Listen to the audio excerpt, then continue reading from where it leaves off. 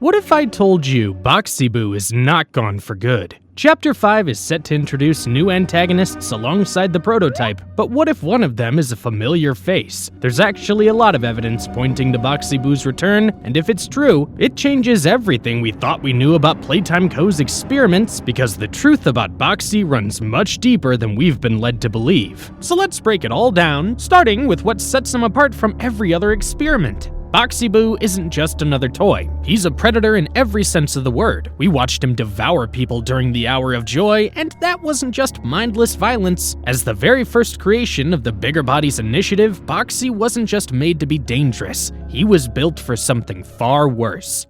Now, we need to start taming that appetite of yours to flesh.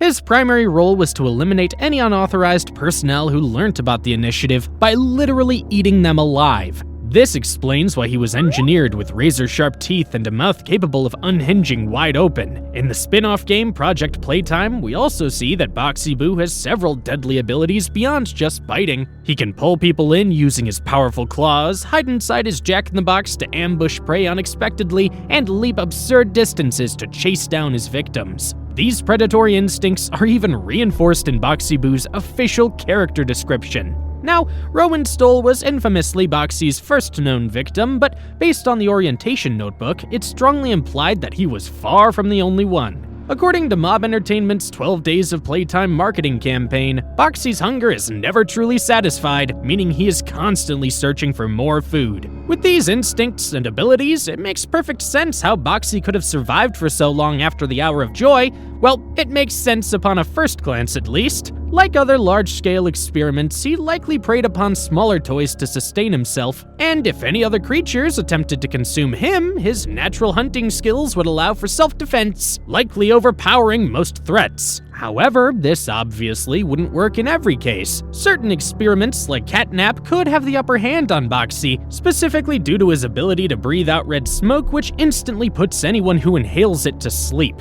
We know that the toys are not immune to the smoke's effects because, for starters, in Yarnaby's cinematic trailer, we saw the red gas being dispensed into the prison cells where the toys were kept, implying that just like the orphans, they were also anesthetized every night. Plus, during the 12 Days of Playtime event, catnap was specifically described as being naturally immune to the smoke. This detail surely wouldn't be mentioned if all the toys shared that same immunity, so while Boxy Boo may have been one of the most dominant predators in the factory, it's unlikely that he was completely invincible. This raises a big question. How and why has Boxy Boo managed to survive for so long since the Hour of Joy? A few possibilities come to mind. He could have spent most of his time hiding away in his jack-in-the-box, camouflaging himself within the environment to avoid detection, or he might be hiding in the labs, an area that most other toys wouldn't be able to access due to its advanced security measures.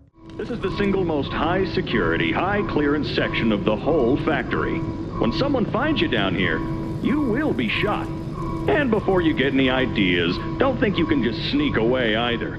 And if any toy could sneak its way into such a heavily secured area, of course it would be the experiment who could tuck himself inside its box, shielding itself from potential gunfire or threats, and the one who can jump anywhere it pleases, easily clearing fences, walls, or any other obstacles in its way. However, I believe Boxy's potential survival goes much deeper than just his ability to hide and escape. Consider the fact that he was the first ever bigger body. We officially learned this in Project Playtime, and in Chapter 4's ARG, his experiment number was finally revealed, Experiment 1160. Now, this doesn't necessarily mean that Boxy was the first successful experiment overall. That title presumably belongs to 1006, the prototype, who, as we know from Chapter 3's ARG, existed as early as 1989.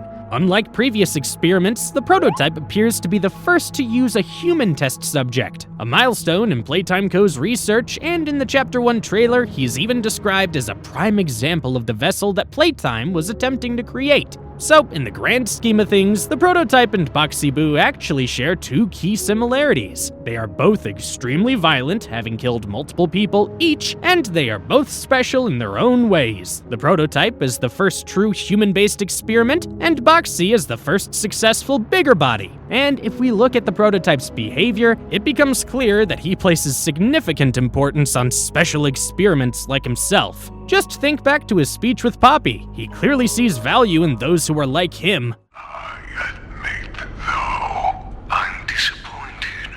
After all that time in your case, I'd hoped you'd see things Differently. Don't you understand?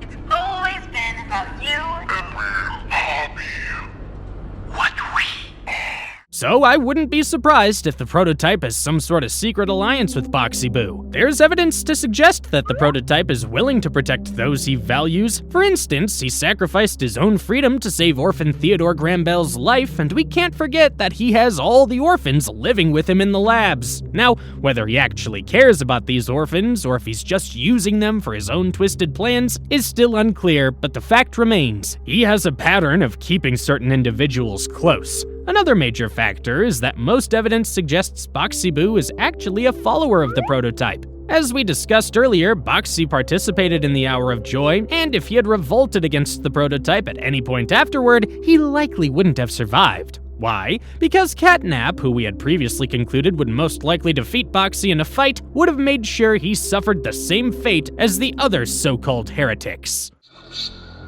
That thing, Catnap.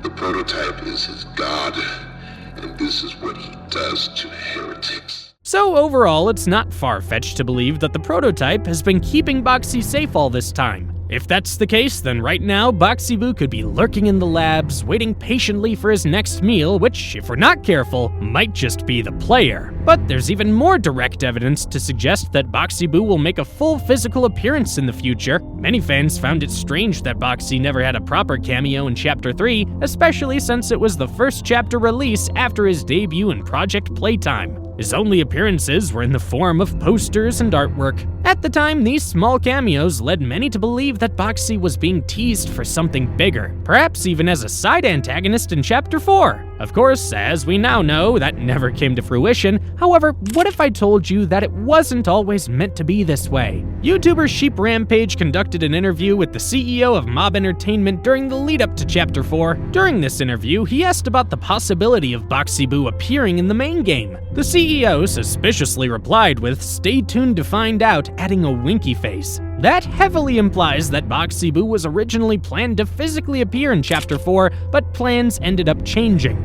Perhaps the final decision was to save his big moment for Chapter 5, the presumed grand finale of the main game. And wouldn't you know it, Chapter 4 contains far more explicit Boxy Boo teases than any previous chapter. I mean, if the investigator finds evidence of this, it's his fault. Hope Boxy's still... Given all this evidence, it seems incredibly likely that Boxy Boo will be a side antagonist in Chapter 5, being one of the obstacles we have to face before reaching the prototype. What do you think about Boxy returning? Drop your thoughts in the comments. Also, check out this next video here.